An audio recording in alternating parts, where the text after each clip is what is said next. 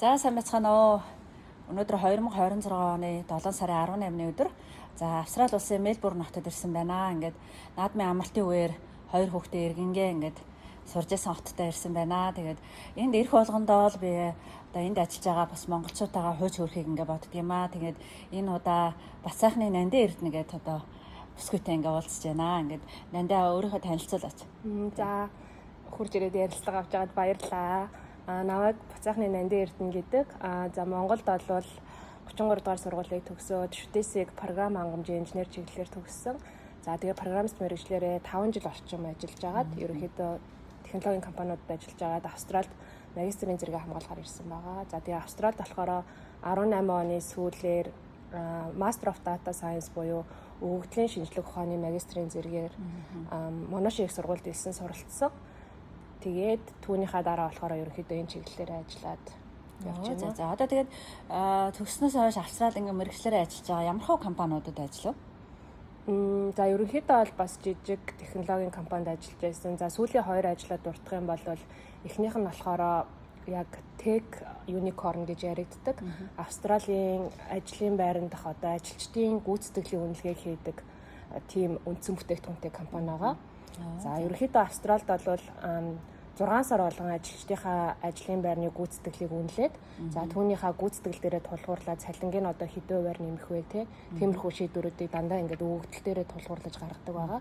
Тэгэхээр тэр өгөгдлийг анализ хийдэг төсөл дээр ажилласан гэсэн. Тийм шүү дээ. Би ч нөгөө сүүлийн 4 жил Австрали ажиллаж байсан. Яг 6 сар тутам бол Австрали яг ингээд гүйцэтгэл нь үнэлээд тэгээд үнэхээр одоо сайн ажиллаж байгаа тухайн компанид бас хувь нэмэр оруулж байгаа хүмүүсийнхаа цалинг бол маш сайн нэмдэг. Тэгээд ялангуяа миний мэрэгчлэл чинь бас нэг юм нөгөө Power System моделинг гэдэг энэ системийг моделчлоод эрчимчний системийг моделчлоод шинжилгээ хийдэг ийм мэрэгчлэлтэй хүмүүс их ховор байдаг. Тэгэхээр энүүгээр бол ингээд 6 сар үнэлээд аягүй сайн нэмдэг байсан шүү дээ. Зүгээр хэрвээ сайн ажиллахгүй байгаа хүмүүсээ бол нэг бараг нэмэхгүй шахав. Ер нь нэг 6 сардаа бол нэг $5,000 нэмвэл айгүй бага нэмэлт гэж үздэг. Тийм бага нэмүүлсэн хүмүүс бол тэгэл гараа яваад өгдөг. Тэгэхээр нөгөө айгүй тийм 6 сар тутам үнэлдэг юм байлээ тийм. Ерөнхийдөө бол бас энэ тийм хүмүүс чинь яг ажлын байран дээр миний цалин ямар хэмжээгээр нэмэгдчихэж одоо сайхан амьдрах хүч гэдэг юм уу тийм хөдөлсөөлттэй байдаг учраас миний ажилласнаар бол инфляцаа дагаад нэг 3-5%, за 4% ч юм уу цалин нэмэгдээд явдаг. За харин гүйцэтгэлийн үнэлгээ өндөр байх юм бол тэрнээс шалтгаалаад ер нь 5-аас 15% дунджаар нэмэгддэг. За тэр нь болохоор ингээд яг одоо та ахлах төвшний мэргэжил хийдэг бол ахлах дундаа яг чанартай ахлах уу арай нэг дөнгөж ахлах болж доод төвшний ахлах мэргэжилтнүү тэрнээсээ шалтгаалаад арай бага хувь явдаг бол ахлагаас одоо лид хийдэг хүн рүү шилжих юм уу менежер рүү шилжих юм уу яг тушаалын хувьд ингээд ахих юм бол бас нэлээд өндөр хэмжээгээр ахина. За мэдээж компанид яг орлогын хувьд өндөр орлого авчрах үст тийм одоо нөлөөлөл ихтэй өөрчлөлтүүдийг хийсэн байх юм бол бас тэр хүнийг бас өндрөөр нэмэнч гэдэг юм уу тэгээ гүйцэтгэлээс шалтгаалаад тийм байна бас сонирхолтой. Ер нь тэгээд дунджаар бол Австрали хүмүүсийн цалин жилдээ ер нь бол хэдэн хувиар нэмэгдэж байна? Ер нь дунджаар за 15% орчим байгаа. 15% орчим тий. 5-аас 15% гэж хэлээд байгаа. Тэгтээ бас юу нэлээд ийм олдоц багтай ховор мэргэжлэр сурж байгаа хүмүүсээ бол бараг 30-40% нэмдэг баха. Амар сайн нэмдэг. Яг л тэр мэргэжилтийн нөгөө компаниуд ер нь ингээд булаачих гэдэг. Би яг тийм мэдрэмжүүл айгүйх авч ирсэн. Тийм шүү дээ. Ер нь айлч ажлын байран дээр нөгөө үн цэнтэй өөртөө сургасан ажилчдыг ингээд өөрсдөө байлгаж авч үлдэх нь илүү чухал байдаг.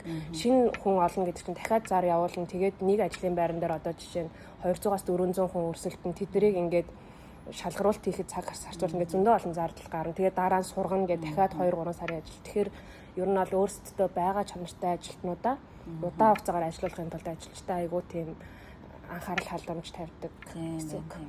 Бас их сонирхолтой ажилласан тий. За яг одоо болохоор ямар компани ажиллаж байгаа гэлээ тий төрийн байгууллага гэсэн тий. Тий одоо болохоор би яг энэ Victoria Mujи Melbourne хотод амьдардаг. Тэгээд энэ Мужийнхаа одоо зам тээврийн осолттой холбоотой тийм төрийн байгууллагад ажиллаж байгаа. Зам тээврийн нэг агентлаг гэсэн үг үү тий. Тий ерөнхийдөө бол тийм зам тээврийн Victoriaгийн засгийн газрын харьяа зам тээврийн агентлаг гэсэн үг. Тэгээ ерөнхийдөө 2 үндсэн үйл ажиллагааны чиглэлтэй нэг нь болохоор яг замын аюулгүй байдал буюу одоо ингээд зам дээр явж байгаа та согтуугарч олоо барих юм бол ийм хаслтай шүүч гэдэг юм уу реклам гаргах, самбар гаргах тий тэр талаас хариуцдаг нэг баг байдаг. За миний хувьд болохоор яг ингээд зам тээврийн осолд өртөөд одоо сэтгэл зүй ч юм уу бие махбодын хувьд гэмтэл учруулсан хүмүүс байх юм бол тухайн хүмүүсэд орлогоор нь дэмжлэг үзүүлдэг. За сэтгэл зүйн дэмжлэг үзүүлдэг. За эсвэл тухайн хүүхдэд хардаг одоо ганц бие ээж авч юм уу тиймэрхүү хүмүүс байх юм бол хүүхэд нь одоо цэцэрлэгт явах хүүхдийн оролж ингэж харах тэр тусламж дэмжлэгийг үзүүлдэг. Тийм гэмтэлтэй байгаа үед буцаад энгийн амьдралдаа ороход нь тусалдаг гэсэн үг. Гайхалтай юм Тэр багтны ажилладаг тийм. Монголд бол одоо маш хэмжээний одоо зам тээврийн осол гарч байгаа та мэдж байгаа та бүхэн мэдж байгаа шүү дээ тий. Энэ дээр бол ямар ч одоо төрийн дэмжлэг тусалцаа байхгүй.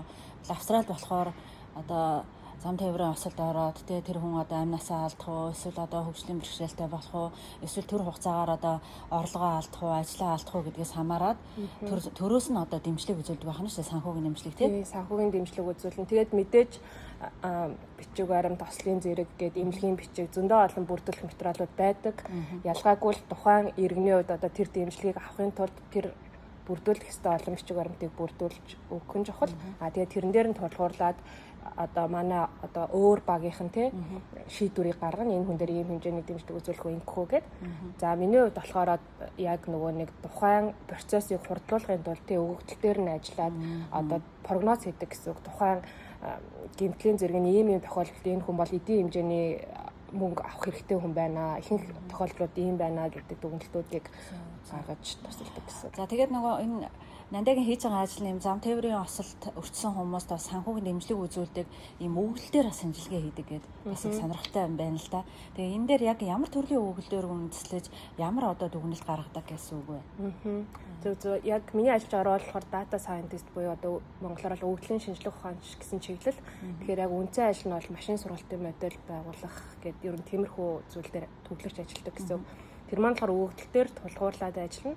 За яг нарийн жишээ ингээд дурдах юм бол одоо жишээ нь хүн зам тээврийн осолд ороод хөлөндөө гэмтэл авлаа гэж бодъё л да. Тэгэхээр хөл бөмбөгчийн хүн хөлөндөө гэмтэл авах уу эсвэл офсын ажилтны хүн хөлөндөө гэмтэл авах уу гэдэг маань одоо орлогоо алдж байгаа хугацаа нь орлогоо алдж байгаа хэмжээнд ч юм уу те харилцан адилгүй байгаа шүү дээ.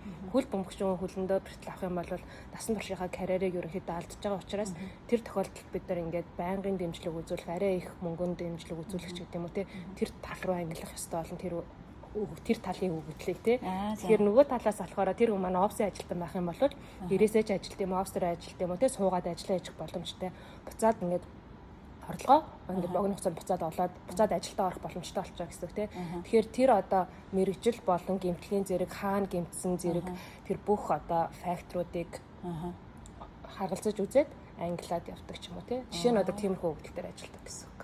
За бас сонирхолтой юм байна тий. Яг одоо нэг орлогоо олдог ганц тий одоо спортын хүн бол мэдээч хөлөөрөө одоо хөл бөмбөгч хүн бол үнэхээр хөлөөрөө л мөнгө олж байгаа шүү дээ тий. Гэтэл тэрийг хэрвээ ингээд зам тээврийн ослоос олоод гэмтчих юм бол бараг насан туршид санхүүгийн дэмжлэг үзүүлэх нь шүү дээ тий. Сонио юм байна. Тэгэхээр олон үзүүлэлтээс хамаарч тэр санхүүгийн дэмжлэгийг ямар хугацаанд үзүүлэх үү, ямар хэмжээтэй үзүүлэх үү гэдэг юм маань эцсийн дүндээвэл энэ бүх мэдээлэл, энэ бүх өгөгдөл дээр үндэслэж гарсан дүгнэлтээр үндэслэх нь. Тэгэхээр яг тэр ангиллнаас ингээд өөрөөр болчих шүү дээ. Serious injury буюу ингээд одоо нэлээд серозны гэмтэл авсан байх эсвэл хөнгөн гэмтэл авсан байх гингүүтээ хариуцах багууд нь ингээд өөрөөр болчихно. Тэгэхээр бүх өгөгдөл дээр ингээд бүх хүн ажиллаад авахгүй тухайн одоо ирж байгаа хүсэлтүүдийг ингээд ангилаад яг зөв баг руу нь ингэж оноох тал дээр нь өгөгдлийн зохицуулж өгдөг гэсэн үг.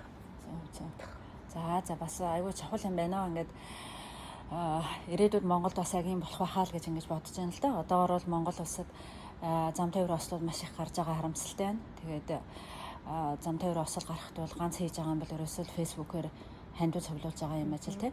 Тэгээд бас Австрал яг санжаар ингээд натаа хам сурж байсан нэг залуу одоо зам дээр явж байгаа зам нь одоо ингээд нөгөө гэмтэлтэй байсан. Тэрнээс болоод ингээд дугуйг хагарцсан. Тэгээд тэр тохиолдолд ерөөсөө л амьдарч байгаа тэр дүүргийнхаа консулт хандаал дугуйныхаа одоо нөхсөн солисон тэр төлбөрөө буцаагаад авчижсэн. Тэгэхээр гайхалтай. Одоо Монголд л ерөөсөө тэр замаас олж ямар их машин гэмтжээ тий.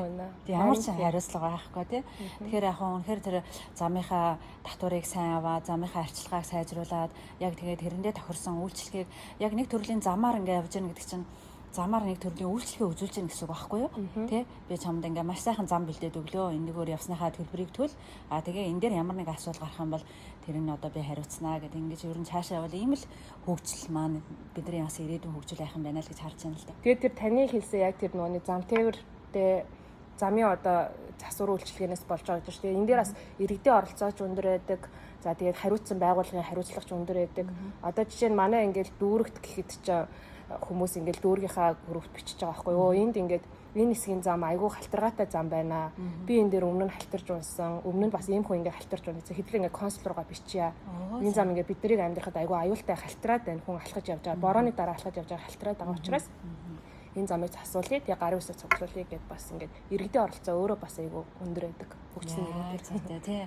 Ерөөсөө тэр зам дээр байгаа асуудлыг олж тогтооход иргэд маш их оролцож байгаа тий. Дээрээс нь хамгийн гол нь нэг чухал юм нь тэр иргэдийн тэр нэг санал хүсэлтийг маш их хүндэтгэн хүлээж аваад баярлаад тий. Та бол одоо иргэнийхээ үүргийг гүйцэтгэж байна. Ийм одоо халтаргаатай ямиг илрүүлсэнд баярлаа гэд маш хурдан засаж залруулдаг тий. Гэтэ бас яг шууд хурдан засахгүй тэр чинь ингээд зэргийг ингээд тодорхойлж байгаа байхгүй юу. Хэрвээ үнэхээр энэ зүйл те маш их гэмтэл учруулад байна уу гэх юм бол хурдан засъя, хурдан арга хэмжээ авъя гэж байгаа байхгүй. Гэхдээ энэ зүйл бол за яг зүгээр хүний анзаарсан зүйл байна гэх юм бол за дараа жилийнхаа төсөвт мөнгө оруулъя. Энэ төлөвлөгөөнд бол оруулах шаардлагагүй байна гэж үздэг. Өөрөөсөө бас тэр байгууллага нь хариуцлагатайгаар тэр үнэлгээг нь хийгээд тогтоодог гэсэн. Зөв. Би бас нэг юм бас асууя гэж бодож байна. Одоо нөгөө ингээ компанид энд ингээ ажиллаж байхад одоо нөгөө employee well-being гэдэг одоо тий ерөөсө байгууллагаас тухайн хүнийхээ одоо ингээд юу маш их халамжилдаг бүр тусгай тийм ажилтан томилсон байдаг. Тэр талаар бас нэг жоохон яриа. Тэр бас Монголд бол байдгүй бас санаанд туршлага. Тэр чинь бол айгүй гоё штэ. Ажилтны сэтгэл зүйд анхаардаг. Тэгээ бас нэг гоё юм. Одоос Монголд өргөн дэлгэрэл болсон баг. Тэгээ намайг Монголд ажилтдаг байхад нөгөө анх ажилд ороход ийм сургалтын систем гэдэг юм байдаггүйсэн байхгүй юу. Энд болохоор орсон газар болго ингээд онлайн платформ дээр ингээ айгүй олон хичээлүүд, айгүй олон сургалтуудтай. Тэгээд тухайн байгууллагын одоо дүрм, журам тэ тэрнээс өсвөлгээл яг тэр well-being буюу одоо сэтгэл санааны хувьд тухайн хүн ямар байна тэ. Тэдрийг ингээд бүгдийг дэмжих одоо хэрвээ та ингээд ажлынхаа одоо стрессээс болоод ч юм уу ямар нэг одоо менежерийн харилцаа багийн харилцаанаас болоод эсвэл ажлынхаа ачааллаас болоод те ямар нэг байдлаар стрессдэг юм бол сэтгэл зүйн хувьд таавгүй болох юм бол эсвэл ажилдаа ирмээргүй санагдаад хэдий өвдөгөө ч гэсэн өвдөе гэсэн өвдчлөө гэдэг худлаа хэлээд нэг гэртээ өнжмөр санагдах юм бол те тэдгээр кейсүүд чинь бол ингээд өөрөө ч хувьд ингээд ажлын байр чинь дарамттай байгаагийн шинж тэмдэг мөн шүү. Ийм тохиолдолд та ийшээ хандаарай гэд яг тодорхойлоод өгчдөг. Бүр ажилд ороод нөгөө эхний 2-7 хоногтой хийх ёстой тэр хичээлүүд дунд нь л танд ийм шинж тэмдэг илэрх юм бол та ингээд сэтгэл зүйчтэй хандаарай. Манайд ийм үнэгүй үйлчлэг байгаа. Хэрвээ таны гэр бүлт чинь бас ингээд дэмжлэг хэрэгтэй байх юм бол гэр бүлт чинь ч гэсэн ингэ шүү. Одоо энэ ийм платформуд байна. Ашиглуулдаг аппликейшн эсвэл ингээд бүр өөрөө ингээд цагаа захиалаад ярьж болно гэд. Тэр тал дээр бол бүрэн дэмжлэгтэй байдаг. Бүрэн дэмжлэгтэй байдаг тий. Харин би бас тэрийг бүр ингээд гайхчихсан. Манайд бас яг миний ажиллаж байсан тэр компанид бүр тусгайлан яг тэр нөгөө ажилтны сэтгэл санаад одоо ерөнхийдөө ажилтаа анхаарал хандуулдаг тусгайл хүн. Тэгээ тэр болохоор ингээд сардаа нэг удаа баг энэ юу яриаслах хийдэг.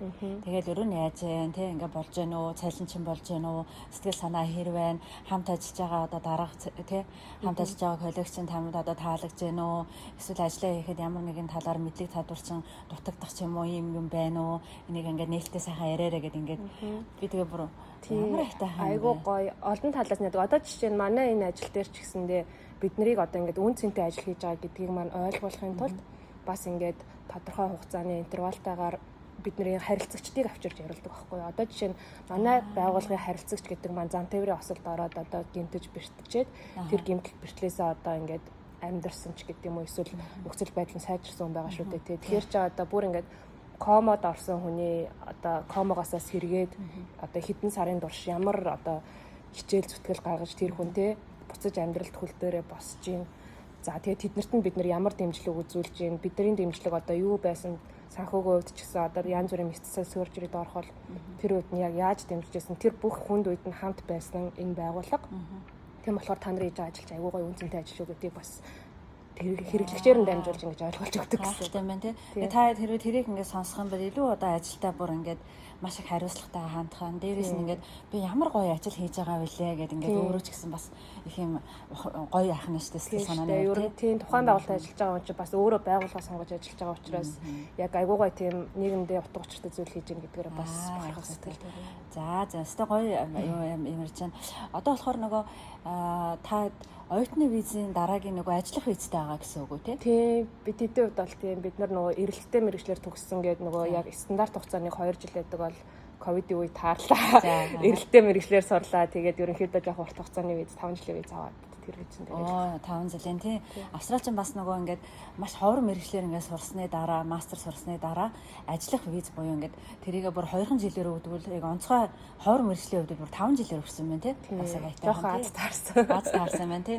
Тэгэл ер нь 5 жилийн ингээд бүтэн цагаар ажилласан байх тул дараа нь тэгээд байнга орсон суугч гэсэн виз чөлөөтэй бараг авчих байх тий. Тийм дараагийн виз тийм ерөнхийдөө яг Монгол руугаа буцъя гэж бодсноос төлөвлөгөө өөрчлөгдөд дараагийн виз руу орох гал гэж байна.